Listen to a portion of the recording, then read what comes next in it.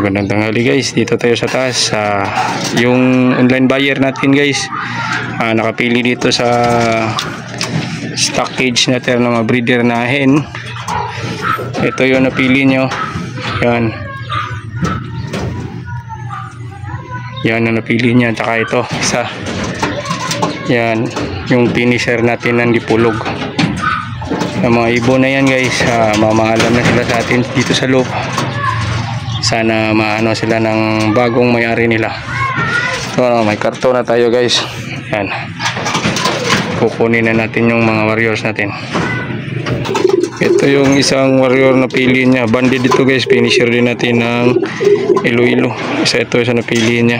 Online buyer. Ihahatid pa natin ngayon to. Ito yung isa. Nandito na sa loob.